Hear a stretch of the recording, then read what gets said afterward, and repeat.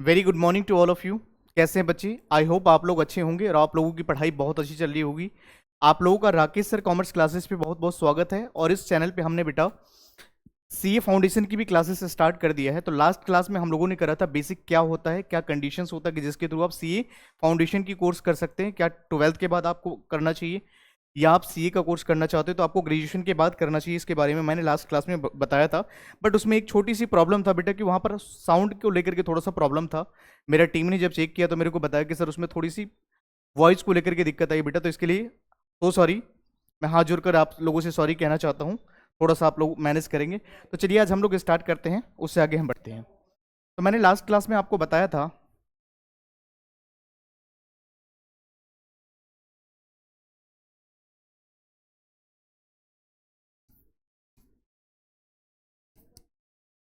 Indian contract act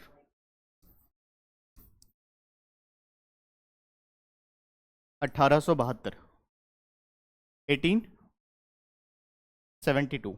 चलो उसको मिटा करके लिख लो।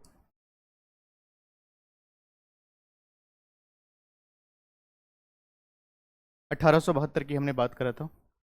इंडियन कॉन्ट्रैक्ट एक्ट 1872 का मतलब क्या होता है, और इसमें हमने बताया था सबसे पहले बात किया था कॉन्ट्रैक्ट का मतलब क्या होता है, मीनिंग ऑफ कॉन्ट्रैक्ट।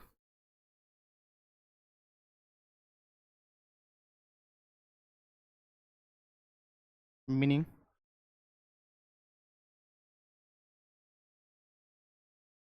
कॉन्ट्रैक्ट का मीनिंग क्या होता है बेटा, हम लोगों ने इसके बारे में समझा था। मैंने कहा था कॉन्ट्रैक्ट होने के लिए आपको दो चीज़ों की जरूरत होता है, एक एग्रीमेंट होना चाहिए और एक एनफोर्सेबल बाय लॉ होना चाहिए। तो मैंने बताया था कि जब भी अगर हम बात करते हैं कॉन्ट्रैक्ट का मतलब क्या होता है, तो एक होना चाहिए बेटा एग्रीमेंट,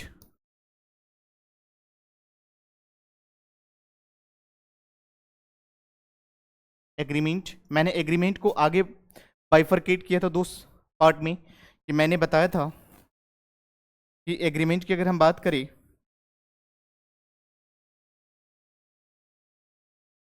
तो एक तो होता है बेटा सोशल एग्रीमेंट,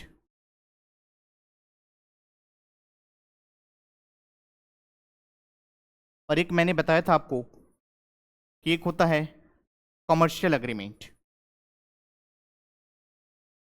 एग्रीमेंट फिर मैंने बताया था कि एग्रीमेंट के साथ साथ आपका एनफोर्सेबल बाय लॉ का भी होना जरूरी होता है। एग्रीमेंट के साथ साथ आपका क्या होना चाहिए, इन्फोर्सेबल बाय लॉ।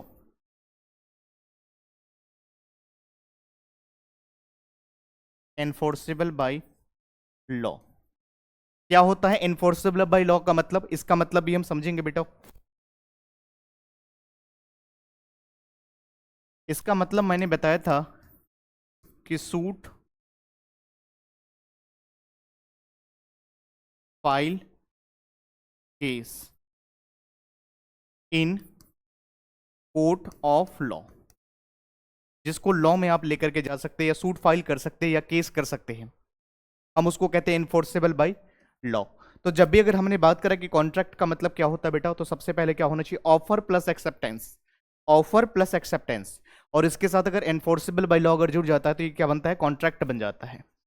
तो सबसे पहला क्या होना चाहिए, अगर हम एग्रीमेंट की बात करें तो एग्रीमेंट दो तरह के होते हैं, एक होता है सोशल एग्रीमेंट और एक होता है कॉमर्शियल एग्रीमेंट। अगर हम बात करें सोशल एग्रीमेंट का, तो मैंने इसके बारे में बताया था कि सोशल एग्रीमेंट का दूसरा नाम क्या है, डोमेस्टिक। हम इसको डोमेस्टिक एग्रीमेंट भी कहते हैं।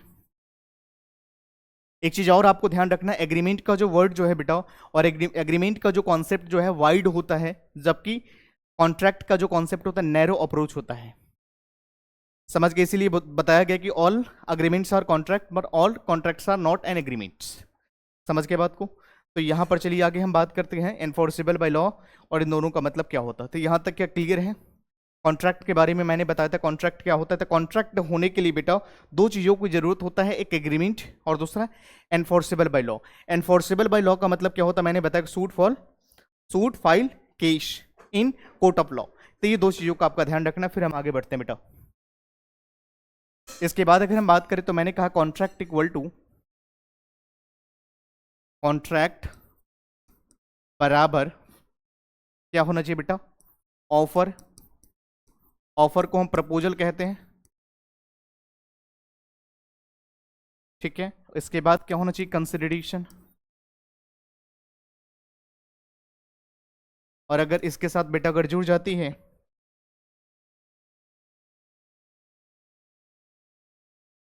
अगर इसके साथ जुड़ जाता है इनफोर्सेबल बाय लॉ,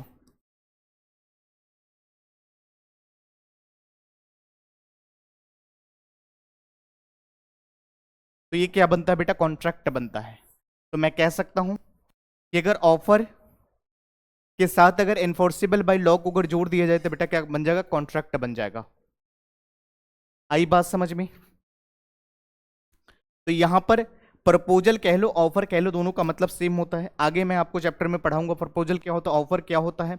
ऑफर कौन करता है, ऑफर ऑफरी करता है। प्रोमिसर कौन करता, प्रोमिसर कौन होता है, प्रोमिस कौन करता है, प्रोमिसरी कौन होता है, ऑफरी कौन होता है, हर एक पॉइंट को मैं आपको बताऊंगा। तो यहां पर हम स्टिक रह करके बात करेंगे। कॉन्ट्रैक्ट का मतलब मैंने बताया कि ऑफर प्रपोजल एक ही होता है, इसके साथ कंसिडरेशन अगर जोड़ दे तो ये क्या बनता है बेटा, हम इसको कहते हैं प्रॉमिस, हम इसको कहते हैं बेटा प्रॉमिस। प्रॉमिस के साथ अगर बेटा हम अगर जोड़ देते हैं इनफोर्सेबल बाय लॉ, तो आपका बन जाता है कॉन्ट्रैक्ट। इस पॉइंट का आपको ध्यान रखना है बेटा। क्या मेरी बात आपको समझ आ रही है, क्या यहां तक क्लियर है? बढ़े आगे, चलिए फिर हम आगे बात करते हैं बेटा। मैंने आपको बताया दो तरह का एग्रीमेंट होता है, आपको ये ध्यान रखना है। एक होता है सोशल अग्रीमेंट,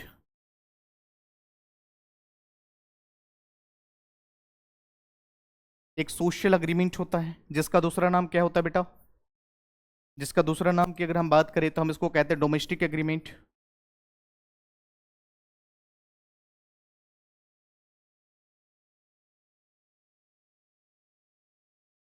डोमेस्टिक एग्रीमेंट हम कहते हैं। तो सोशल एग्रीमेंट कह लो या यहां पे कह लो डोमेस्टिक एग्रीमेंट, दोनों का मतलब सेम होता है। उसके बाद हम बात करेंगे कॉमर्शियल एग्रीमेंट। इन दोनों में क्या डिफरेंस है, डिफरेंस के लोग को लेकर के हम डिस्कस करेंगे बेटा। तो अगर हम बात करें मीनिंग की, हम बात करें on the basis of meaning, हम यहां पर लेंगे बेसिस। मीनिंग की बात करें तो एग्रीमेंट क्या होता है,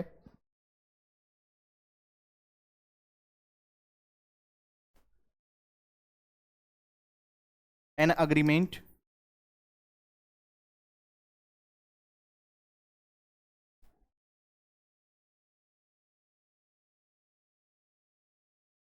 an agreement which is forming consideration for each other is called, हम इसको क्या बोलते हैं बेटा, सोशल अग्रीमेंट।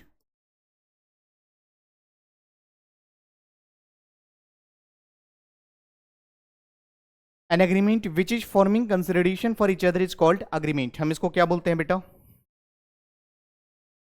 तो यहां पर अगर हम एग्रीमेंट की बात करें तो मैंने आपको बताया था कि यहां पर कंसिडरेशन क्या, यहां पे अग्रीमेंट किसके एक दूसरे के बदले में होना चाहिए, हम उसको बोलते हैं एग्रीमेंट, हम उसको क्या बोलते हैं, एग्रीमेंट बोलते हैं। एग्जाम्पल के रूप में मैं आपको एग्जाम्पल के साथ मैं समझाऊंगा। पहले लिखो कमर्शियल। कॉमर्शियल की अगर हम बात करें बेटा, कॉमर्शियल की अगर हम बात करें तो यहां पर इंटेंशन, यहां पर क्या होता है, एक अग्रीमेंट, एक एग्रीमेंट के साथ,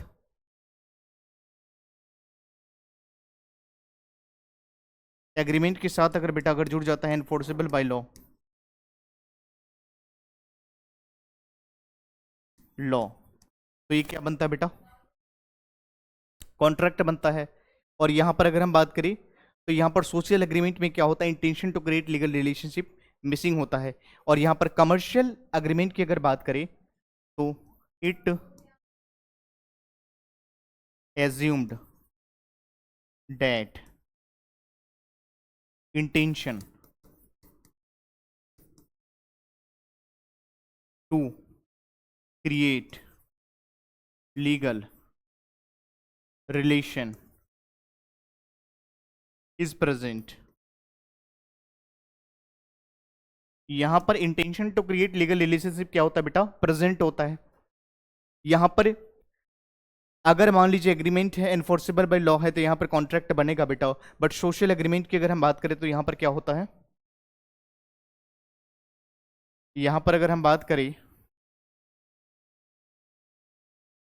तो यहां पर अगर हम बात करें सोशल एग्रीमेंट में, the intention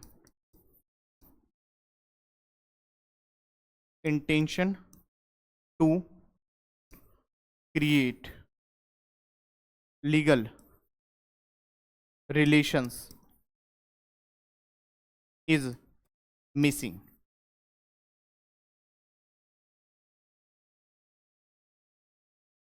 is missing.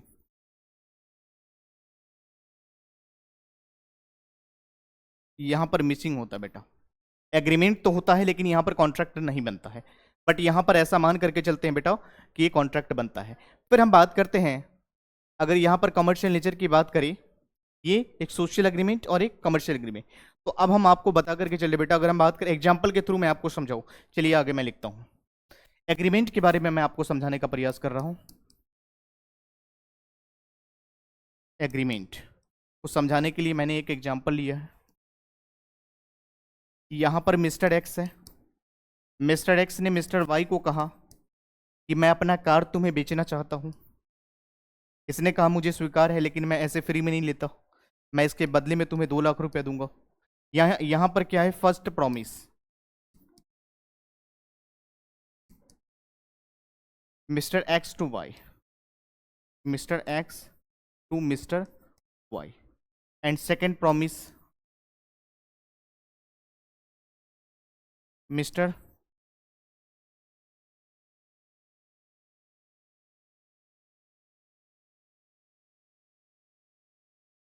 Mister y to mister x. यहां पर क्या है? फर्स्ट प्रॉमिस किसने किससे किया? मिस्टर एक्स ने मिस्टर वाई से किया। किस चीज के रिगार्डिंग? कार के रिगार्डिंग। एंड सेकेंड प्रॉमिस की बात करें तो यहां पर वाई ने मिस्टर एक्स से किया 2 रुपीज 2 लाख के रिगार्डिंग। तो यहां पर मैं कह सकता हूं कि दो तरह का क्या है? एग्रीमेंट है, दो प्रॉमिस है, forming consideration for each other. एक ने क्या करा? दूसरे को कार की डिलीवरी करा। दूसरे ने क्या करा? इसको पैसे की डिलीवरी, पैसे पेमेंट किया। तो यहां पर मैं दो प्रॉमिस की बात कर सकता हूं। Forming consideration for each other, एक दूसरे की बदले में है। हम कंसिडरेशन में भी आपको बताएंगे इससे रिलेटेड। तो यहां पर एग्रीमेंट की अगर बात करें तो मैंने डेफिनेशन में बताया है, मैं डेफिनेशन को तोड़ करके समझाने का प्रयास कर रहा हूं कि एग्रीमेंट का मतलब होता है agreement which is forming consideration for each other is called agreement. तो एग्रीमेंट के डेफिनेशन को मैं समझा रहा हूं कि यहां पर दो प्रॉमिस हैं, दोनों एक दूसरे के बदले में है बेटा, हम उसको क्या कहते हैं? एग्रीमेंट कहते हैं। बट एक बात का ध्यान रखेंगे कि सोशल एग्रीमेंट, डोमेस्टिक एग्रीमेंट कभी भी कॉन्ट्रैक्ट नहीं बन सकता, क्योंकि intention to create legal relationship यहां पर मिसिंग होता है। फॉर एग्जाम्पल, मैं आपको एग्जाम्पल के थ्रू मैं समझाता हूं बेटा। यहां पे जो एग्रीमेंट जो बनते हैं बेटा, husband and wife, father and son, ये रिश्ता क्या कहलाता वाली बात होती है बेटा, रिलेशनशिप की यहाँ पर बात करी जाती है। जैसे मैं एग्जांपल के थ्रू अगर आपको समझाने का प्रयास करूं तो मान लीजिए यहाँ पर एग्जांपल ही ले लेता हूं कि ये जैसे मिस्टर एक्स है, इनके फादर ने कहा कि देखो अगर तुम सीए फाउंडेशन अगर फर्स्ट अटेम्प्ट में अगर पास करते हो तो मैं तुम्हें 2 व्हीलर दिलवाऊंगा। आफ्टर डैट, जब इन्होंने एग्जाम पास कर लिया सीए फाउंडेशन फर्स्ट अटेम्प्ट में, उसके बाद इनके फादर ने देने से मना कर दिया। क्या वो ऐसा कर सकते हैं? हाँ कर सकते हैं। तो क्या उस कंडीशन में क्या मिस्टर एक्स जाएंगे कोर्ट में कि जज साहब मेरे फादर ने मेरे साथ जो कमिटमेंट करा क्या वो फुलफिल नहीं करा? नहीं बेटा, ये रिलेशनशिप की अगर हम बात करें तो सोशल डोमेस्टिक एग्रीमेंट होती है। यहाँ पर intention to create legal relationship जो होता है मिसिंग होता है, तो यहाँ पर ये कॉन्ट्रैक्ट नहीं बनते हैं। तो सवाल ये उठता है कि सर एक बात मुझे ये बताओ कि हमें कैसे पता चलेगा कि कौन सी कॉन्ट्रैक्ट में कौन सा एग्रीमेंट होगा तो हम समझेंगे कि इसको हम कोर्ट में लेकर के जा सकते हैं या इसके ऊपर हम केस फाइल कर सकते हैं? तो बेटा ऐसा माना जाता है कॉमर्शियल एग्रीमेंट के अंदर क्या होता है? Intention to create legal relationship होता है जो प्रेजेंट होता है। तो इस कंडीशन में आपको सोशल डोमेस्टिक एग्रीमेंट कभी भी इसमें intention to create legal relationship missing होती है, तो ये कभी कॉन्ट्रैक्ट नहीं बन सकता। कॉमर्शियल नेचर के जो भी ट्रांजेक्शन होंगे, लाइक जैसे आपने एलईडी परचेज करा, आपने परचेज किया, आपने पेमेंट कर दिया, उसने आपको डिलीवरी अगर नहीं की, उस कंडीशन में आप क्या कर सकते हैं बेटा? उसके अगेंस्ट आप केस में जाकर के केस फाइल कर सकते हैं in the court of law में। तो तो यहाँ पर कॉमर्शियल नेचर के एग्रीमेंट में ऐसा प्रजम्पशन लिया जाता है, ऐसा अजम्पशन लेकर के चलते हैं कि ये कॉन्ट्रैक्ट बन सकता है। बट सोशल एग्रीमेंट में ऐसा कभी नहीं होता, क्योंकि intention to create relationship missing होता है। यहां तक की बात क्लियर है? बढ़े आगे, बोलो हाँ या ना। क्लियर है पॉइंट्स? अब हम थोड़ा सा बात करते हैं कि रूल्स रिगार्डिंग वैलिड ऑफर। एक वैलिड ऑफर तभी माना जाता है, सेक्शन 10 में मेंशन है बेटा, रूल्स रिगार्डिंग वैलिड ऑफर। क्या होता है रूल्स? वैलिड ऑफर के लिए क्या क्या रूल्स हमें चाहिए होगी। ठीक है, थोड़ा सा इससे पहले मैं आपको एक बार डिफरेंस बता दूं। अभी मैंने क्या बताया कि सोशल एग्रीमेंट वर्सेस कॉमर्शियल। अब मैं बताता हूं कि एग्रीमेंट और कॉन्ट्रैक्ट में क्या डिफरेंस है।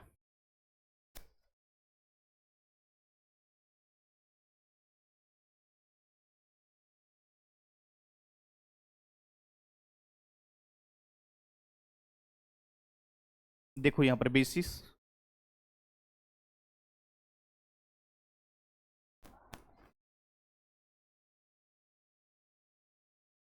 बेसिस, एग्रीमेंट और कॉन्ट्रैक्ट।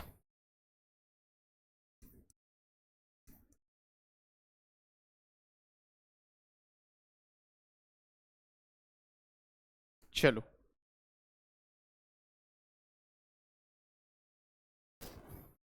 एग्रीमेंट की हम बात करते हैं, मीनिंग की।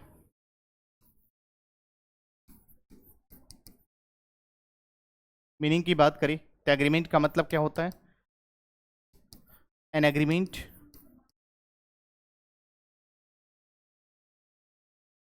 which is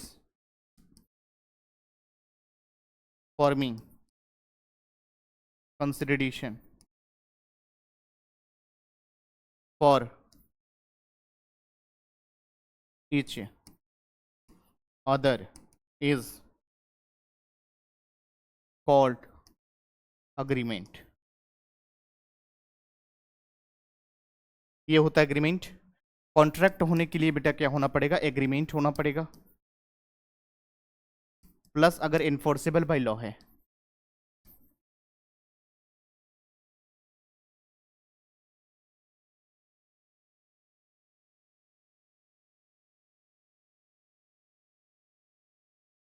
enforceable by law, अगर एग्रीमेंट के साथ अगर हम जोड़ देते हैं, अगर इन्फोर्सेबल बाय लॉ बेटा, तो क्या बन जाता है? कॉन्ट्रैक्ट बन जाता है। ये क्या बनता है? कॉन्ट्रैक्ट बनता है।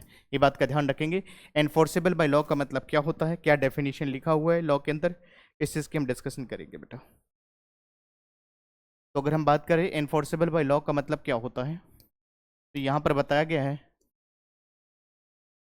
Suit for file a case in case of default.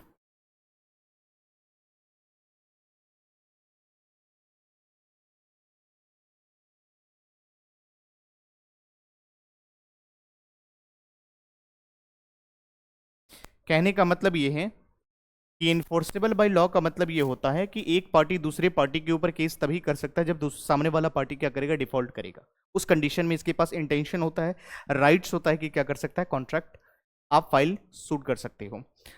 फिर अगर हम बात करें बेटा दोनों की, तो इसमें एक चीज आपको कॉमन देखने को मिलेगी एग्रीमेंट में और यहां पर कॉन्ट्रैक्ट में। देखो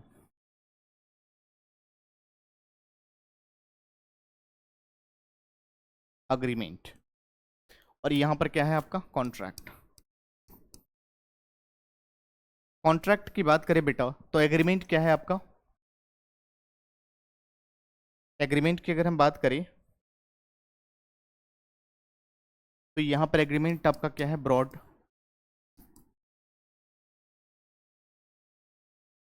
इट इज ब्रॉड टर्म।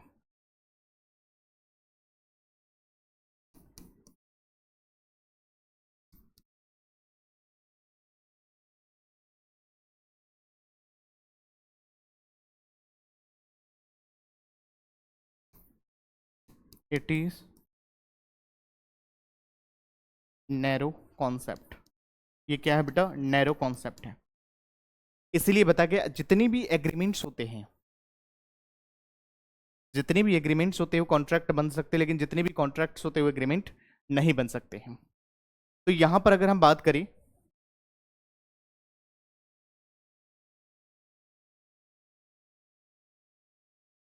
तो यहाँ पर हम बात करते हैं, क्योंकि एग्रीमेंट की अगर हम बात करें तो यहाँ पर एग्रीमेंट जैसे सोशल एग्रीमेंट होती है, सोशल एग्रीमेंट और इलीगल एग्रीमेंट, सोशल एग्रीमेंट और illegal agreement. Social agreement punishable nature का नहीं होता है, जबकि अगर इलीगल एग्रीमेंट की बात अगर हम करें तो क्या होता है, ये पनिशेबल नेचर के होते हैं। ये दोनों के बीच में सिमिलर डिफरेंस है बेटा। तो यहाँ पर अगर बात करें, यहाँ पर एक इसका स्टेटमेंट है, इस चीज को मैं समझाने का प्रयास कर रहा हूं।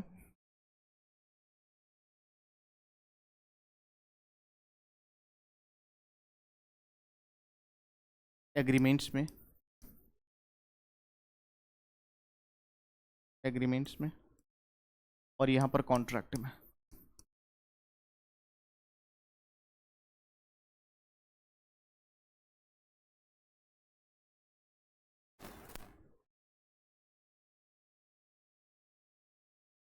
ऑल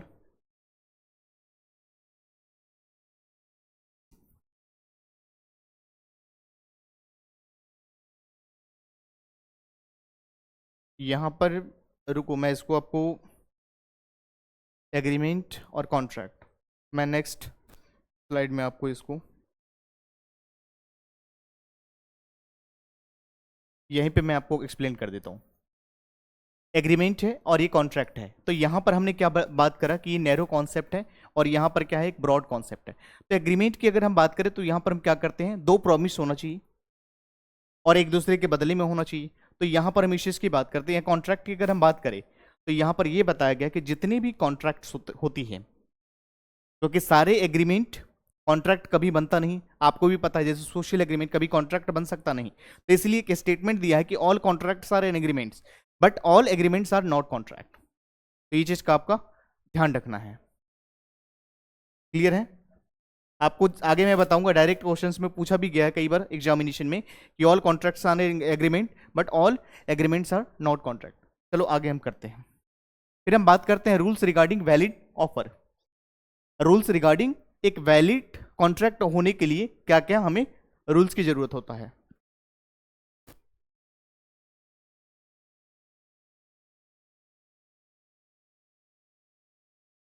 रूल्स रिगार्डिंग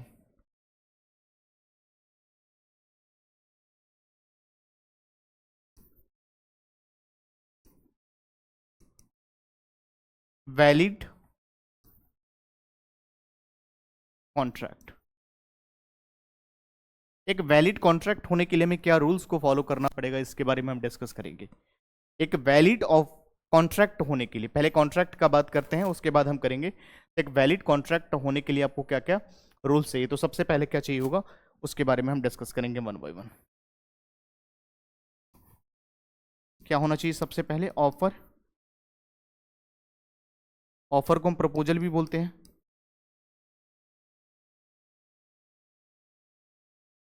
ऑफर या प्रपोजल कह लो प्लस, ऑफर या प्रपोजल प्लस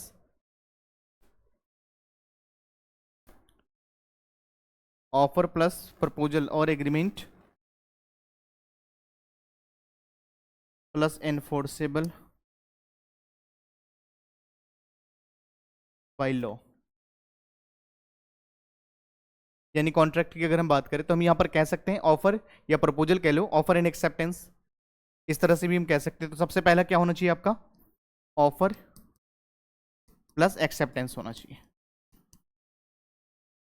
मैंने बताया था ऑफर एंड एक्सेप्टेंस जब दोनों साथ में मिलती हैं, एक्सेप्टेंस, और उसके बाद इसमें अगर जुड़ जाए enforceable by law, enforceable by law,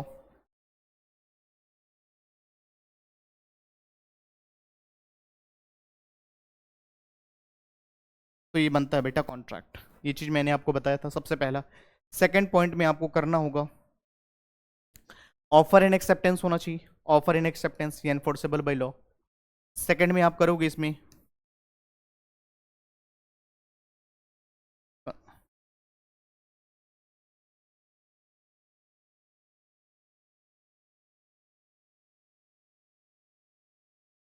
consideration होना चाहिए, ऑफर एंड एक्सेप्टेंस होना चाहिए, कंसिडरेशन होना चाहिए। उसके बाद ऑफर एंड एक्सेप्टेंस, कंसिडरेशन, और उसके बाद फ्री कंसेंट होना चाहिए बेटा। फ्री कंसेंट, आपका कंसेंट कैसा होना चाहिए? फ्री होना चाहिए। इस सब के बारे में हम डिस्कस करेंगे।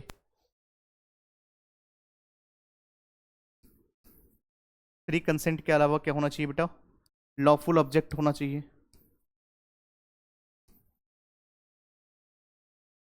ऑब्जेक्ट इसका कैसा होना चाहिए? लॉफुल होना चाहिए।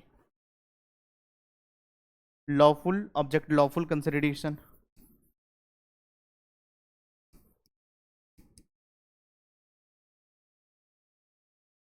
कंसिडरेशन। उसके बाद possibilities of performance.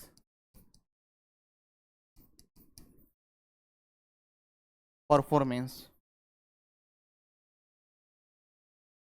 Possibilities of performance होना चाहिए। उसके बाद सर्टेनिटी होना चाहिए।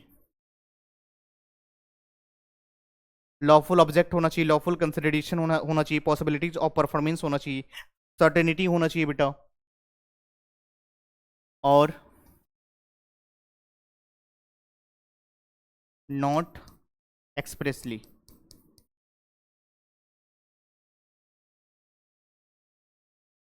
डिक्लेरेट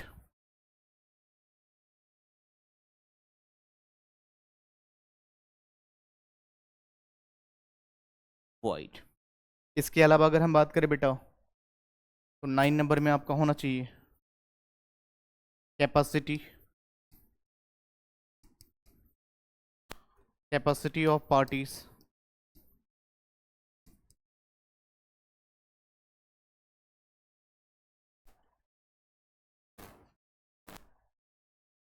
parties, capacities of parties, capacities to party या कैपेसिटी टू कॉन्ट्रैक्ट कह लो,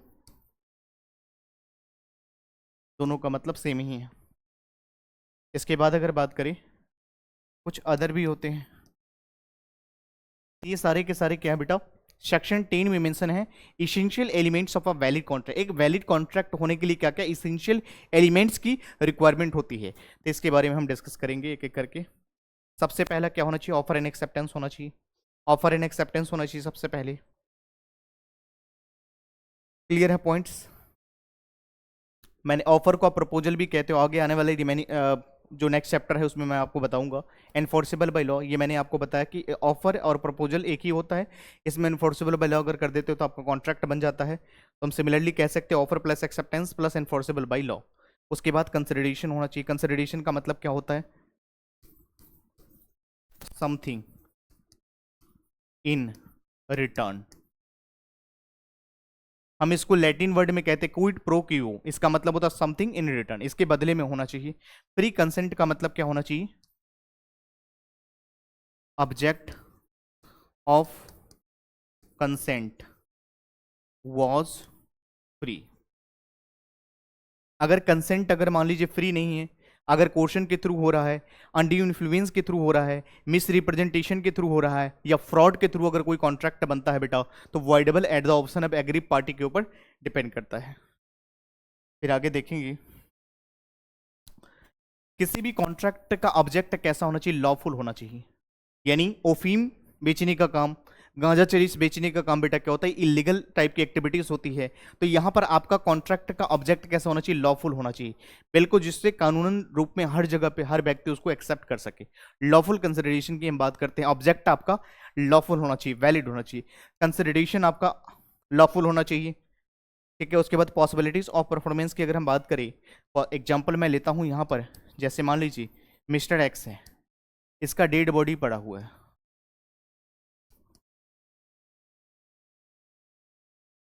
यहां पर मान लीजिए इसके गुरुजी आए और उन्होंने कहा कि कोई दिक्कत नहीं, मैं इसको जीवित कर दूंगा।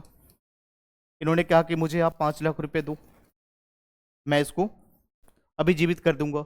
ये पॉसिबिलिटीज नहीं है।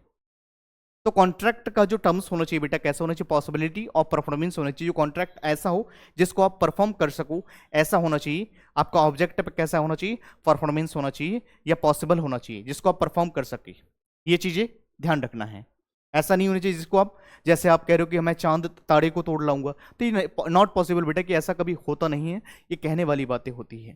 फिर हम बात करते हैं सर्टेनिटी। सर्टेनिटी का मतलब होता है बेटा क्लियर होना चाहिए। जो आप कॉन्ट्रैक्ट करने वाले हो उसके टर्म्स कैसा होना चाहिए, सर्टेन होना चाहिए, क्लियर होना चाहिए। जैसे आपने कहा मिस्टर एक्स जो है वो बहुत सारे ऑयल में डील कर रहा है, समझ गए, और हमने कहा कि उसको ऑयल देने के लिए, तो वो कन्फ्यूजन वाला काम नहीं करना है। तो यहाँ पर ये चीज़ कब अप्लीकेबल होता है, जैसे मान लो सेलर जो है सिर्फ एक ही स्पेसिफिक गुड्स में डील कर रहा है, उस कंडीशन में वैलिड है। बट अगर मान लो मल्टीपल चीज़ों में, मैं जैसे मान लो अगर मैं डीलर की बात करूँ तो ये कार में डील करता है और मल्टीपल कार जो है बेचने का, सेल एंड परचेज का काम करता है, तो उस कंडीशन में अगर हमने कहा हमें एक कार चाहिए तो हमें बताना पड़ेगा कौन सा कार चाहिए, क्या रेंज का कार चाहिए, तो हमें यहाँ पर सर्टेनिटी बताना पड़ेगा, क्लियर होना पड़ेगा। कॉन्ट्रैक्ट का टर्म्स कैसा होना चाहिए, clear, not expressly declare to be void. यहाँ पर कॉन्ट्रैक्ट के ऐसे टर्म्स नहीं होने चाहिए लॉ के द्वारा वॉइड घोषित किया गया हो, समझ गए बात को, ऐसा नहीं देखने को हमें मिलना चाहिए। तो ये कॉन्ट्रैक्ट वैलिड बनता है। उसके बाद कैपेसिटीज ऑफ पार्टीज, मैंने आपको बताया था कौन कौन से पार्टीज होते हैं यहाँ पर जिनकी कॉन्ट्रैक्ट करने की कैपेसिटी होती है।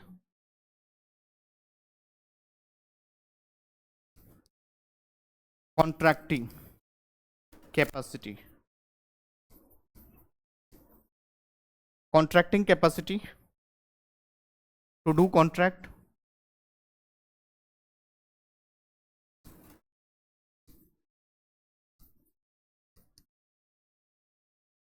टू डू कॉन्ट्रैक्ट की अगर हम बात करें बेटा, तो यहाँ पर कौन सा ऐसा पर्सन जिसकी कॉन्ट्रैक्ट करने की कैपेसिटी होता है, तो सबसे पहला मेजर पर्सन,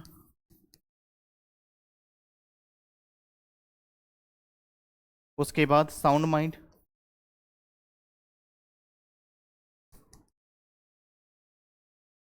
साउंड माइंड होना चाहिए person,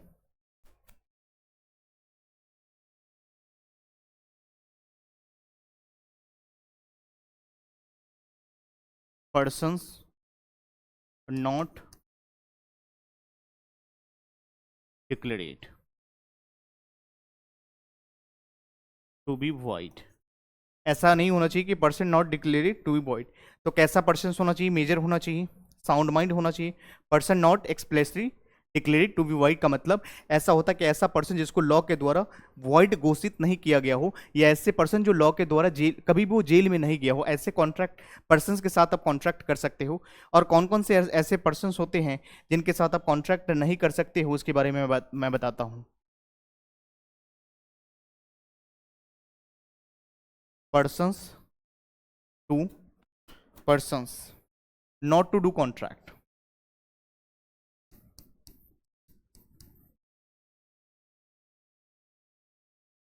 not to do contract. एक नंबर में अगर हम बात करें बेटा यहाँ पे, तो माइनर, सेकंड में अनसाउंड माइंड,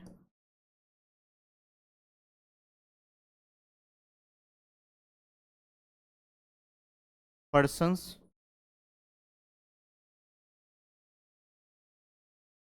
डिक्लेरेट, ऐसे पर्सन जिसको लॉ के द्वारा क्या करा, माइनर पर्सन जिसका उम्र की अगर हम बात करें, एज कितना होना चाहिए, 18 साल के होने चाहिए, ये 18 साल से बिलो है, ये पर्सन्स की कॉन्ट्रेक्चुअल कैपेसिटी नहीं होता है।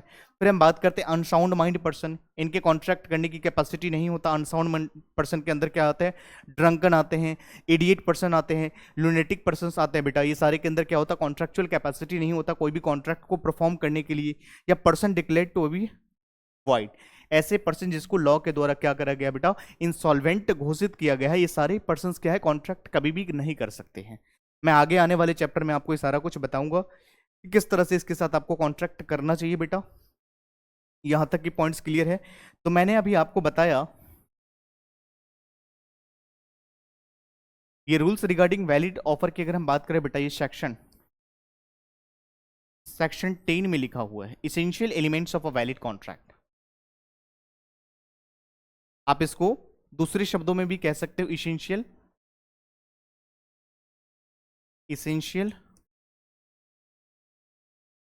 Elements of a valid contract. दोनों तरीके से आप कह सकते हो, कोई दिक्कत वाली नहीं है, इस तरह से आपको करना है। इसके अलावा मैं आपको बताऊं, तो यहां तक मैंने अगर आप थोड़ा सा समाप्त करके मैं बताऊं, तो सबसे पहले मैंने बताने का प्रयास करा कि लॉ का मतलब क्या होता है। मैंने लॉ का मतलब ऑलरेडी लास्ट क्लास में बता रखा है। लॉ का मतलब set of rules regulation formed by government to control conduct of the person is called law. मैंने लॉ के एग्जाम्पल भी देकर के आपको बता रखा है। जिन भी बच्चों ने नहीं देखा, इस चैनल पे जाकर के आप उसको प्लेलिस्ट में मैंने डाला हुआ है, आप आराम से उसको गो थ्रू कर सकते हैं। उसके बाद हमने बताया कि कॉन्ट्रैक्ट का मतलब क्या होता है। मैंने कहा कॉन्ट्रैक्ट होने के लिए दो चीज़ों की जरूरत होता है, एक एग्रीमेंट और एक इन्फोर्सेबल बाय लॉ। जब ये दोनों चीज़ मिलता है तो कॉन्ट्रैक्ट बनता है। फिर मैंने बताया कि सोशल एग्रीमेंट होता है और एक होता है कमर्शियल एग्रीमेंट। सोशल एग्रीमेंट में ऐसा इंटेंशन लेकर के जानना पड़ता है हमें, या सोशल एग्रीमेंट की अगर हम बात करें तो intention to create legal relationship is missing होता है। यहाँ पर मैंने बताया रिलेशनशिप की बात करते, सोशल एग्रीमेंट की हम बात करते, डोमेस्टिक एग्रीमेंट जैसे हस्बैंड वाइफ का रिलेशन होता है, फादर एंड सन का रिलेशन होता था, ये रिश्ता क्या कहलाता वाली बात है बेटा। तो यहाँ पर intention to create legal relationship missing होता है, यहाँ पर कॉन्ट्रैक्ट नहीं बनता है। इसीलिए बताया गया है कि all contracts are an agreement. जितने भी कॉन्ट्रैक्ट होते हैं बेटा वो एग्रीमेंट तो बनते हैं, लेकिन सारे एग्रीमेंट कभी भी कॉन्ट्रैक्ट नहीं बनते हैं, इसीलिए बताया गया है।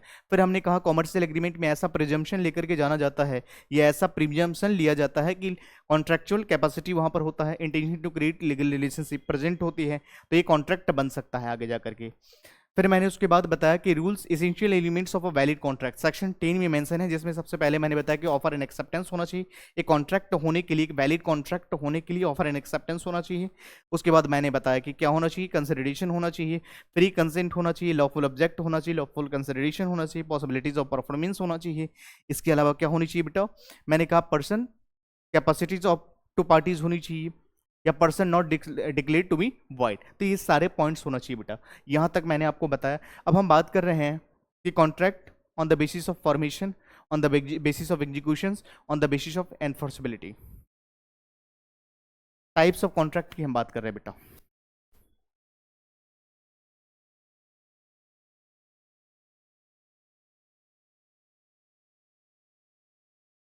टाइप्स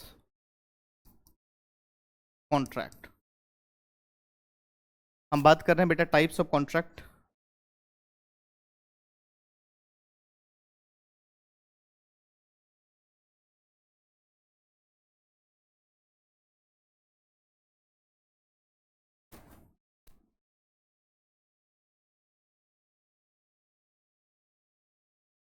सबसे पहले अगर हम बात करें बेटा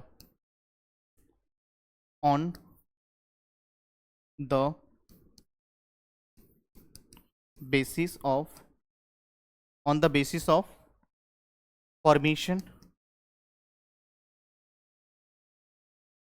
on the basis of formation. Second में हम बात करेंगे बेटा on the basis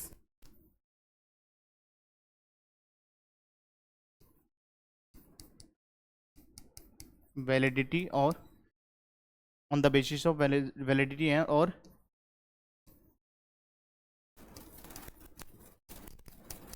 enforceability. And third में हम बात करेंगे बेटा ऑन द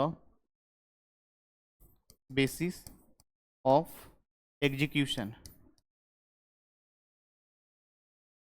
तो इस तरह से हम बात करेंगे। सबसे पहले हम बात करेंगे on the basis of formation क्या होता है, on the basis of validity या एनफोर्सेबिलिटी। ये टाइप्स ऑफ कॉन्ट्रैक्ट के हम प्रकार की बात कर रहे हैं। On the basis of formation, contract के बनावट के हिसाब से हम कैसे कॉन्ट्रैक्ट को टाइप्स बाइफरकेट कर सकते हैं, on the basis of validity और एनफोर्सेबिलिटी, और on the basis of executions. किस तरह से हम कॉन्ट्रैक्ट को डिवाइड करते हैं बेटा, तो वन बाय वन करके हम डिस्कस इसको करते हैं। सबसे पहले हम बात करेंगे on the basis of formations, on the basis of formation. Heading में रेड वाले पेन से मैं दे देता हूं,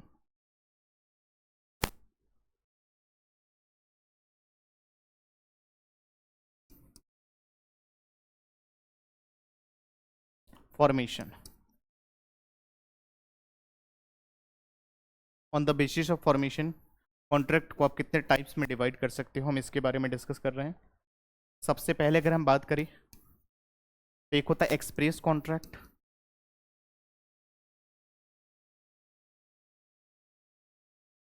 उसके बाद हम बात करेंगे बेटा इम्प्लाइड कॉन्ट्रैक्ट,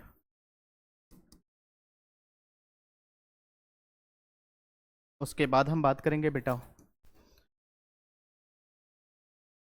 क्वासी कॉन्ट्रैक्ट, उसके बाद हम बात करेंगे ई कॉमर्स कॉन्ट्रैक्ट। चलिए हम एक एक करके इसके बारे में डिस्कस करते हैं बेटा। अगर हम बात करते हैं एक्सप्रेस कॉन्ट्रैक्ट, अगेन हम इसको दो पार्ट में डिवाइड कर सकते हैं। हम इसको दो भाग में डिवाइड करते हैं बेटा। सबसे पहला क्या, एक्सप्रेस कॉन्ट्रैक्ट। एक्सप्रेस कॉन्ट्रैक्ट में आप क्या कर सकते हैं, आप बोल करके भी कर सकते हैं या आप रिटन फॉर्म में कर सकते हैं, या बोलकर या लिख करके, आप दोनों तरीके से आप कॉन्ट्रैक्ट कर सकते हो। हम इसको क्या कहते हैं, एक्सप्रेस कॉन्ट्रैक्ट। या तो आप बोल करके करोगे या लिख करके करोगे, समझ गए। आपने कहा कि ओरली बोला कि मैं आपका कार परचेज करना चाहता हूं, तो ओरली आपने कहा, बोला मुंह से। आपने लिख करके एक रिटन फॉर्म में एक नोटिस दिया कि मैं आपका कार परचेज करना चाहता हूं, तो ये क्या कहलाता है, एक्सप्रेस कॉन्ट्रैक्ट। आपने क्या करा, इंप्लाइड कॉन्ट्रैक्ट। ना बोला ना आपने कुछ करा, आपकी बिहेवियर, इंप्लाइड का मतलब होता बिहेवियर।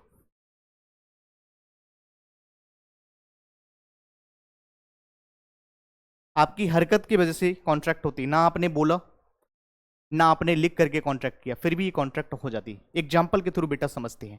जैसे मान लीजिए आप रेलवे स्टेशन पे, प्लेटफॉर्म पे आप खड़े थे, आपने वहां पे आए और आने के बाद कुल्ली आपके पास आया और आपका लॉगेज रखा हुआ था, और कुल्ली ने आया और आपका लॉगेज उठाया और लेकर के जा रहा था, और लेकर के वो जा रहा था और उसके पीछे आप जा रहे थे, लेकिन आपने उसको मना नहीं किया।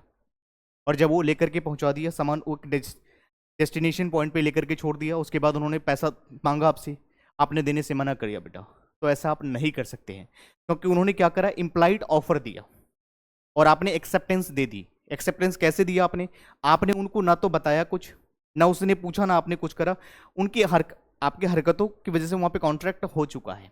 इम्प्लाइड ऑफर दिया और आपने उसके इम्प्लाइड एक्सेप्टेंस आपने दे दिया, क्योंकि आपने कुछ बोला नहीं और आप उसके साथ जा रहे हो, तो इम्प्लाइड ऑफर के साथ एक्सेप्टेंस जुड़ जाता है बेटा, तो यहाँ पे कॉन्ट्रैक्ट बन जाता है और यहाँ पर आपको पे करना पड़ेगा, तो आप मना नहीं कर सकते हैं। सपोज आप डोमिनोज में बैठे हुए थे और वहां पर आप मान लीजिए पिज्जा आ गया और आपने उसको कंज्यूम कर लिया, आपको पे करना पड़ेगा। आप कहोगे नहीं, मैंने तो बोला ही नहीं था, बोला नहीं था, लेकिन आपको ऑफर दिया गया और आपने उसको एक्सेप्टेंस दे दी, तो कॉन्ट्रैक्ट बन जाता है बेटा, तो इसको आप अवॉइड नहीं कर सकते, ये बात का आपको ध्यान रखना है।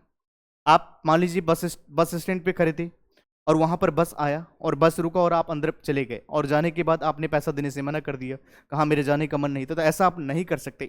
इम्प्लाइड ऑफर है, इम्प्लाइड ऑफर के साथ आपने क्या दे दिया बेटा, एक्सेप्टेंस दे दिया। ना तो आपने बोल करके कहा, ना तो आपने लिख करके कहा, लेकिन आपकी हरकतें की वजह से, आपके बिहेवियर की वजह से ये कॉन्ट्रैक्ट हो चुका है, आप मना नहीं कर सकते, आप बाउंड हो चुके हो और आपको पेमेंट करना पड़ेगा। तो ये these are the examples of implied contract बेटा, तो ये आपको ध्यान रखना है। जैसे मान लीजिए आप रेड लाइट पे खड़े थे, मान लीजिए वो मोची आया और आपका शूज साफ करना शुरू कर दिया, या आपकी कार वहां पे रखी हुई थी, मान लीजिए उसने आकर के वॉशिंग करना शुरू कर दिया और आपने क्या करा, उसको मना नहीं करा, और बाद में उसने पैसा मांगा तो आप देने से मना कर दिया। ऐसा आप नहीं कर सकते, क्योंकि उसने इम्प्लाइड ऑफर दिया और आपने सामने से एक्सेप्टेंस दे दी इम्प्लाइड। तो जब ऑफर के साथ, इम्प्लाइड ऑफर के साथ एक्सेप्टेंस जब मिल जाती है बेटा, तो ये कॉन्ट्रैक्ट बन जाता है, आप यहाँ पे बाउंड हो जाओगे और आपको देना पड़ेगा। जैसे क्वासी कॉन्ट्रैक्ट की अगर हम बात करें बेटा, क्वासी कॉन्ट्रैक्ट भी कॉन्ट्रैक्ट की तरह ही होता है बेटा। यहां पर हम क्या करते हैं कि जैसे मान लीजिए यहां पे लॉ कहता है कि अनजस्टिस तरीका से हम किसी को इनरिचमेंट नहीं बनने देंगे, अमीर नहीं बनने देंगे। जैसे मान लीजिए आपने, आपको, जैसे आप गए रिटेलर के पास या शॉपकीपर कह लीजिए, या शॉपकीपर के पास, और आपने कहा कि 1,000 रुपये का रिचार्ज करना है मुझे, और आपने कहा कि रामलाल को करना है, रामलाल के जगह पे क्या कर दिया उसने, श्यामलाल को कर दिया। तो यहाँ पैसा जाना चाहिए था रामलाल को, लेकिन चला गया श्यामलाल को बेटा। तो इस कंडीशन में क्या है, लॉ कहता है कि अनाजायज तरीका से हम किसी को अमीर नहीं बनने देंगे, यहाँ पर गलती हुई है तो ये पैसा उसको रिफंड करना पड़ेगा बेटा। तो ये किसका एग्जाम्पल है, क्वासी कॉन्ट्रैक्ट। आगे आपके चैप्टर में है, सिलेबस में है, मैं इसको बिल्कुल डेप्थ में पढ़ाऊंगा, क्या कॉन्ट्रैक्ट, क्वासी कॉन्ट्रैक्ट में क्या करना होता है। लेकिन मैं आपको एक ब्रीफ इंट्रोडक्शन दे दिया हूं कि क्वासी कॉन्ट्रैक्ट एक ऐसा कॉन्ट्रैक्ट होता है जहां पर एक पार्टी की गलती की वजह से सामने वाला पार्टी जो है उसका फायदा नहीं ले सकता है, उसका एडवांटेजेस नहीं ले सकता है, क्योंकि लॉ कहता है, लॉ का एक कोटेशन है आपको मैं बताऊंगा डेक्टोरिन और प्रिप्टी टू कॉन्ट्रैक्ट, ये बहुत सारे आगे भी बहुत सारे लॉज हैं। तो यहाँ पर अगर मैं बात करूँ तो सिंपली वर्ड्स में मैं कह सकता हूँ कि क्वासी कॉन्ट्रैक्ट एक कॉन्ट्रैक्ट की तरह ही है। यहाँ पर एक पार्टी की गलती की वजह से क्या होता है, सामने वाला पार्टी इसका फायदा नहीं ले सकता है। तो ये क्या है, क्वासी कॉन्ट्रैक्ट। फिर हम उसके बाद अगर हम बात करें बेटा ई कॉमर्स, आजकल आप जानते हो आपका बिजनेस क्या होगा, ऑनलाइन प्लेटफॉर्म पे वाइड हो चुका है। यहाँ पर ऑनलाइन की अगर हम बात करें तो यहाँ पर क्या हो चुका है, अमेजन हो गया, फ्लिपकार्ट, तो ऑनलाइन प्लेटफॉर्म पर जो भी बिजनेस करते हो साइट पे, हम उसको ई कॉमर्स कहते हैं बेटा। क्लियर है पॉइंट्स? तो हमने क्या किया, on the basis of permission. Contract कितने टाइप के होते हैं, express contract, implied contract, quasi contract, यानी ई कॉमर्स। इसके बाद हम बात करते हैं on the basis of formation हो गया, on the basis of execution. अब हम बात करते हैं on the basis of validity और enforceability.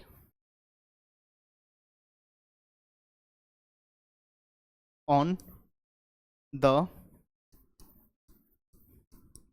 Basis of validity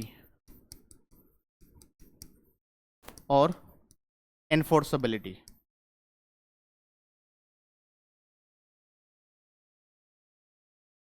enforceability, इसके बेस पे कितने कॉन्ट्रैक्ट बनता है बेटा, इसके बारे में हम डिस्कस करेंगे, एक एक करके हम बात करते हैं। सबसे पहला कॉन्ट्रैक्ट की अगर बात करें तो यहाँ पर क्या बनता है, on the basis of validity के आधार पे कितने कॉन्ट्रैक्ट बनेगा, और एनफोर्सेबिलिटी के आधार पे कितना। तो सबसे पहला कॉन्ट्रैक्ट क्या बनता है, valid contract.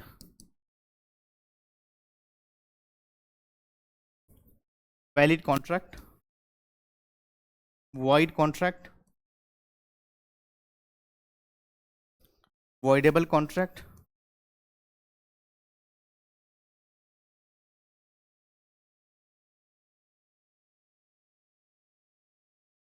Illegal contract agreement.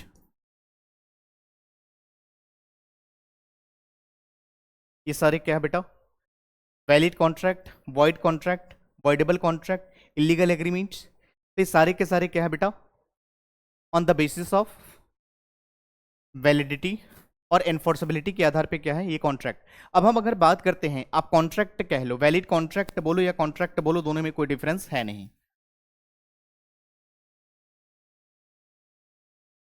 क्योंकि कॉन्ट्रैक्ट होने के लिए क्या होना चाहिए बेटा, मैंने ऑलरेडी आपको बता रखा है, अब तो आप लोग एक्सपर्ट हो चुके होगे कि कॉन्ट्रैक्ट होने के लिए क्या होना चाहिए, ऑफर,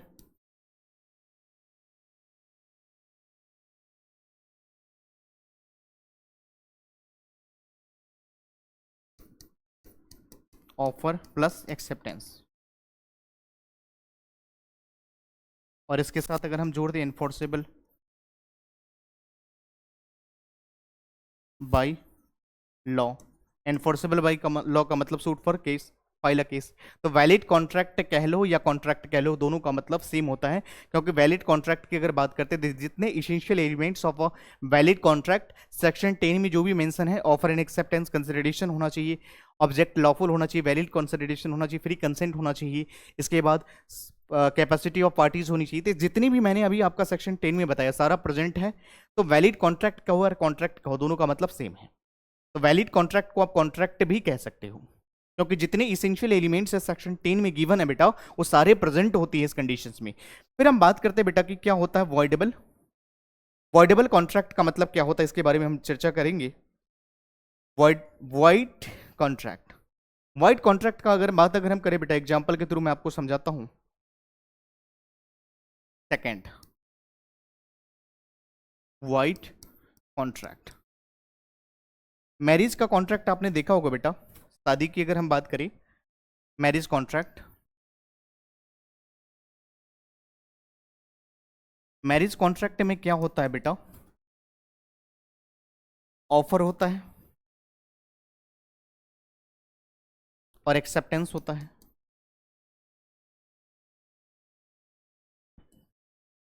और यहां पर एनफोर्सेबल बाय लॉ भी होता है।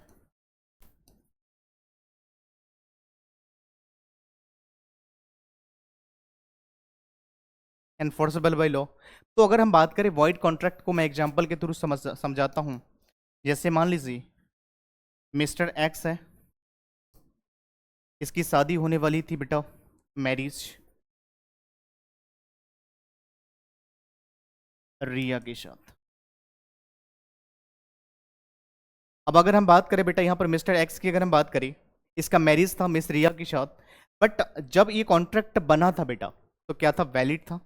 ये जब जिस दिन ये कॉन्ट्रैक्ट बना तो ये क्या था, वैलिड था, जहां पर ऑफर भी था, एक्सेप्टेंस भी था, और इन्फोर्सेबल बाय लॉ भी था। बट जब शादी वाले डेट पे, ये क्या है, मैरिज का डेट, डेट, यहां पे परफॉर्मेंस पूरा होना था बेटा, इससे पहले इसकी क्या हो गई बेटा, डेथ हो गया, डेथ ऑफ मिस्टर एक्स। क्या ये मैरिज पॉसिबल है? नहीं। कोई भी ऐसा कॉन्ट्रैक्ट, कोई भी, समझो मैं समझाने की प्रयास कर रहा हूं कि वॉइड कॉन्ट्रैक्ट, वैलिड कॉन्ट्रैक्ट का मतलब समझ आ गया कि वैलिड कॉन्ट्रैक्ट वो कॉन्ट्रैक्ट होता है जिसमें सेक्शन 10 में जो भी इसेंशियल एलिमेंट्स गिवन होता सारे प्रेजेंट होती है, तो वैलिड कॉन्ट्रैक्ट कह लो, वैलिड कॉन्ट्रैक्ट कह लो या कॉन्ट्रैक्ट कह लो, दोनों में कोई डिफरेंस है नहीं। इसके बाद हम बात करेंगे कि वॉइड कॉन्ट्रैक्ट का मतलब क्या होता है। वॉइड कॉन्ट्रैक्ट वो कॉन्ट्रैक्ट होता है बेटा जब बनता है तो ये वैलिड होता है, जब बना था तो वैलिड था, बट बाद में कुछ ऐसा सर्कमस्टेंसेस हैपन हो गया जिसकी वजह से वो कॉन्ट्रैक्ट को पूरा करना पॉसिबल नहीं रहा बेटा, हम उसको कहते हैं वॉइड कॉन्ट्रैक्ट। जब बना था, marriage is a valid contract, जब बना तो ये वैलिड था, बट बाद में कुछ ऐसा इवेंट हैपन हो गया या ऐसा कुछ घटना, ऐसा कोई सर्कमस्टेंसेस हैपन हो गया जिसके वजह से कॉन्ट्रैक्ट को पूरा करना पॉसिबल नहीं है बेटा, हम इस कंडीशन में ऐसे कॉन्ट्रैक्ट को हम क्या बोलते हैं, तो वॉइड कॉन्ट्रैक्ट बोलते हैं। आपको मैं आगे बताऊंगा, आपके सिलेबस में है discharge of contract, supervening impossibilities, commercial impossibilities, तो आगे मैं आपको बताऊंगा। तो यहां पर मैं सिर्फ समझाने का प्रयास कर रहा हूं कि वॉइड कॉन्ट्रैक्ट का मतलब क्या होता है। तो वॉइड कॉन्ट्रैक्ट एक ऐसा कॉन्ट्रैक्ट होता है जब बनता है तो वैलिड होता है, बाद में कुछ ऐसा इवेंट हैपन हो जाता है या सर्कमस्टेंसेस हैपन हो जाता है जिसकी वजह से इस कॉन्ट्रैक्ट को पूरा करना पॉसिबल नहीं होता बेटा है, उस कंडीशन में हम इसको कहते हैं वॉइड कॉन्ट्रैक्ट। क्या इतनी बात क्लियर है? अब हम बात करते हैं वॉइडेबल कॉन्ट्रैक्ट।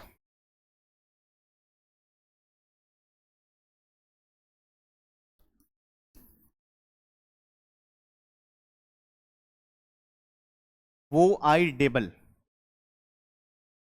ये किसी ये एग्री पार्टी के ऑप्शन के ऊपर डिपेंड करता है बेटा, it depends upon aggrieved party,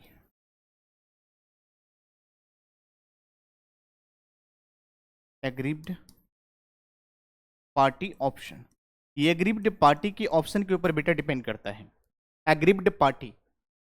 तो यहां पर अगर बात करें वॉइडेबल, जैसे मान लीजिए वॉइडेबल एक कॉन्ट्रैक्ट, मैंने आपको बताया फ्री कंसेंट के बारे में, मैं आगे आने वाले चैप्टर में बताऊंगा कि फ्री कंसेंट की अगर हम बात करते हैं तो जहां पर कॉन्ट्रैक्ट अगर धमकी के थ्रू दिया जाता है, या कॉन्ट्रैक्ट अगर धमकी के थ्रू होती है, जहां पर क्या कर रहे हैं, सामने वाले को हम डोमिनेट कर रहे हैं, धमकी दे रहे हैं, हम उसको थ्रेट कर रहे हैं, तो उस कंडीशन में क्या होता है, चाहे मेंटली करो या फिजिकली करो, बस दबाव तो दबाव है, कॉन्ट्रैक्ट तो कॉन्ट्रैक्ट, जंजीर तो जंजीर है बेटा, चाहे सोना को सोना का ही जंजीर क्यों ना हो, जंजीर तो जंजीर, दबाव तो दबाव होता है। तो यहाँ पर अगर हम बात करें वॉइडेबल कॉन्ट्रैक्ट की, अगर हम बात करें तो यहाँ पर मैंने आपको क्या बताया कि यहाँ पे क्या होता है, जब अगर कॉन्ट्रैक्ट कभी भी पोर्शन के थ्रू होता है, अनड्यू इन्फ्लुएंस के थ्रू होता है, मिस रिप्रेजेंटेशन और फ्रॉड के थ्रू अगर कोई भी कॉन्ट्रैक्ट बनता है बेटा, तो ये कॉन्ट्रैक्ट कैसा होता है, voidable at the option of aggrieved party.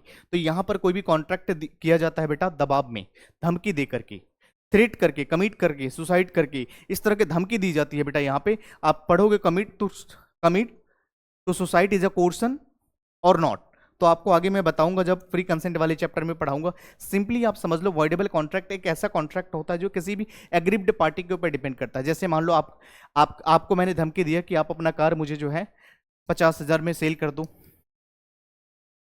तो यहां पर मैं आपको क्या कर रहा हूं, थ्रेट कर रहा हूं, धमकी दे रहा हूं, या मैंने कहा कि अगर आप ये चीज अगर मेरे ना, आप अपनी प्रॉपर्टीज मेरे नाम पे ट्रांसफर करो, नहीं तो मैं आपके बच्चे को किडनैप कर लूंगा। तो इस तरह की एक्टिविटी और इस तरह के जो भी एग्जांपल्स जो होते हैं ना बेटा, ये वर्डेबल कॉन्ट्रैक्ट के दायरे में आता है। आगे मैं आपको इसके बारे में विस्तार से बताऊंगा, इस बात को ध्यान रखना है। फिर आगे हम बात करते हैं, वर्डेबल के अलावा अगर हम बात करें इलीगल एग्रीमेंट, इलीगल एग्रीमेंट क्या होता है बेटा और सोशल एग्रीमेंट क्या होता है, इसमें डिफरेंस में मैं आपको समझाता हूँ, आइए समझिएगा।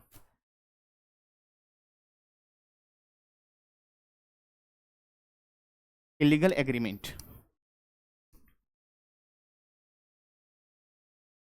इलीगल एग्रीमेंट और सोशल एग्रीमेंट।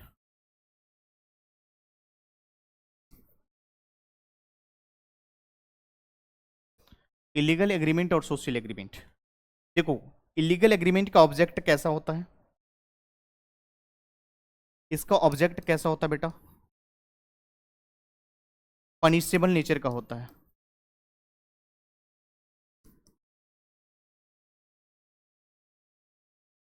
इसका ऑब्जेक्ट कैसा होता है, पनिशेबल नेचर का होता है। बट सोशल एग्रीमेंट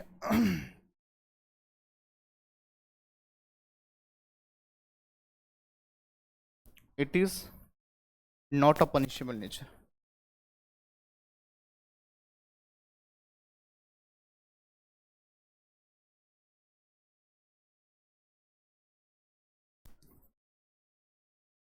ये पनिशेबल नेचर का नहीं होता है। सोशल एग्रीमेंट की अगर हम बात करें तो यहां पर क्या होता है, सिर्फ intention to create legal relationship. यहां पर बेटा क्या होता है, एग्रीमेंट होता है।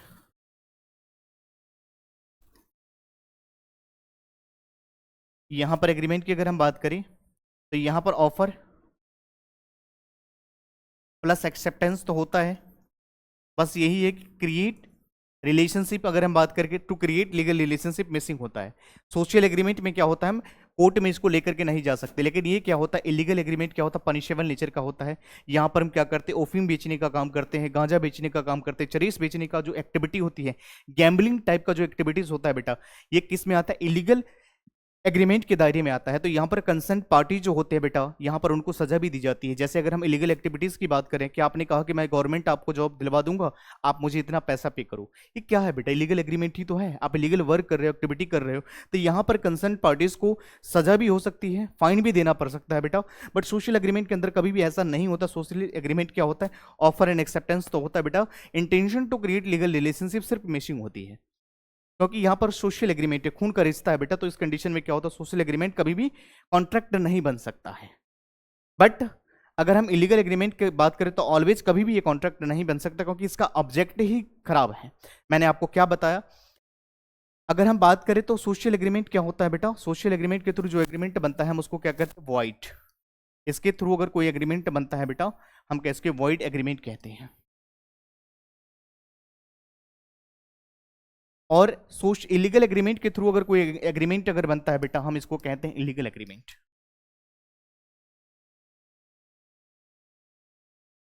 क्योंकि इसका ऑब्जेक्ट ही अगर खराब है तो इसका आगे कॉन्ट्रैक्ट कैसा खराब ही तो बनेगा। जिसका बेस ही अगर खराब होगा तो आगे इसकी चीजें कैसे अच्छा हो सकता है। मैंने इसके अलावा क्या बताने का प्रयास करा कि सेक्शन 10 में जो भी चीजें मेंशन है, मैंने कहा कि ऑफर एंड एक्सेप्टेंस होना चाहिए, कंसिडरेशन होना चाहिए, फ्री कंसेंट होना चाहिए। तो सेक्शन 10 में जितने भी इसेंशियल एलिमेंट्स अगर गिवन है बेटा, ये कैसा होना चाहिए, प्रेजेंट होना चाहिए एक वैलिड कॉन्ट्रैक्ट होने के लिए। फिर उसके बाद मैंने बताया कि टाइप्स ऑफ कॉन्ट्रैक्ट में मैंने आपको क्या बताया, सबसे पहले on the basis of formation. On the basis of formation के बाद हमने बताया on the basis of validity और एनफोर्सेबिलिटी, कितने टाइप्स के होते हैं। उसके बाद हमने बताया on the basis of, last वाला पॉइंट मैं आपको करवा रहा हूं, on the basis of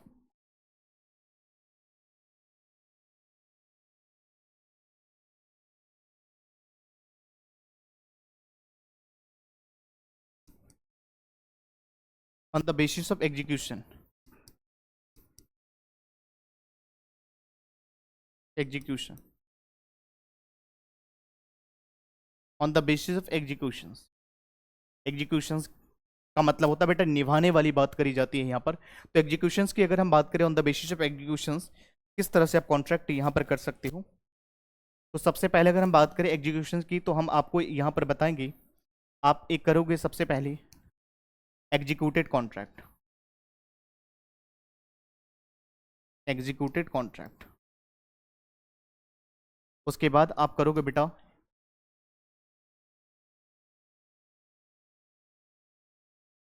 executory contract.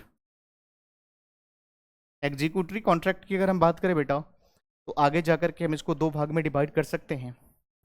हम एक करेंगे यूनिलिटरल कॉन्ट्रैक्ट, यूनिलिटरल कॉन्ट्रैक्ट,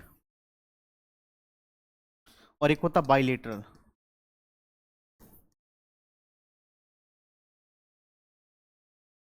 तो यहां पर एक होता बेटा यूनिलेटरल कॉन्ट्रैक्ट। हम बात करते हैं एग्जीक्यूशन। एग्जीक्यूशन का मतलब होता है बेटा निभाना।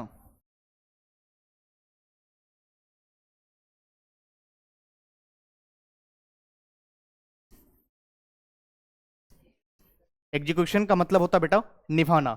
हम एग्जीक्यूटेड की बात करें, एग्जीक्यूटेड कॉन्ट्रैक्ट क्या होता है और एग्जीक्यूटेड कॉन्ट्रैक्ट का मतलब क्या होता है और एग्जीक्यूटिव का मतलब क्या होता है, तो यहां पर समझो, एग्जाम्पल के थ्रू मैं आपको समझाता हूं एग्जीक्यूटेड कॉन्ट्रैक्ट। समझो, मिस्टर एक्स ने मिस्टर वाई को कहा कि मैं अपना कार आपको देना चाहता हूं। इसने कहा कि देख भाई, मैं इसके बदले में तुझे 2 लाख रुपए देना चाहता हूं। यहां पर क्या है, इसने इसको क्या करा, कार की डिलीवरी किया और इसने इसको पेमेंट करा। यहां पर दोनों पार्टीज एक दूसरे को अपना अपना प्रॉमिस को फुलफिल कर रहे हैं, तो ये क्या होता है एग्जीक्यूटेड। तो executed contract is a contract, लिखो,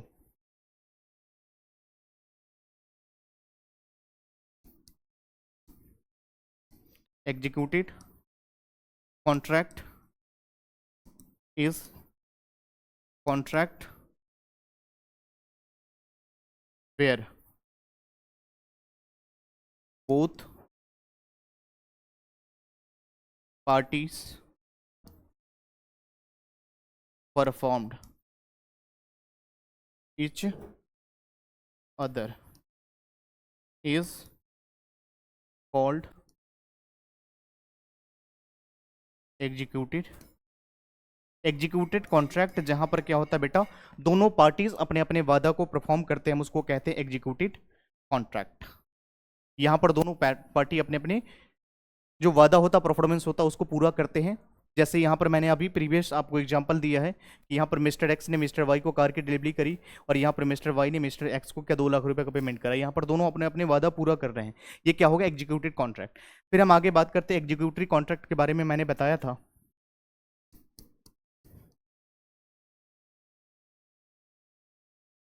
मैंने इसको 2 भाग में डिवाइड करा, एक होता है यूनिलेटरल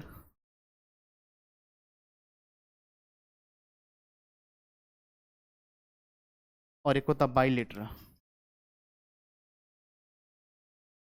क्या होता है इन दोनों का मतलब देखेंगे। सबसे पहले हम बात करते हैं यूनिलेटरल, जहां पर क्या होता है बेटा, only one party has to perform.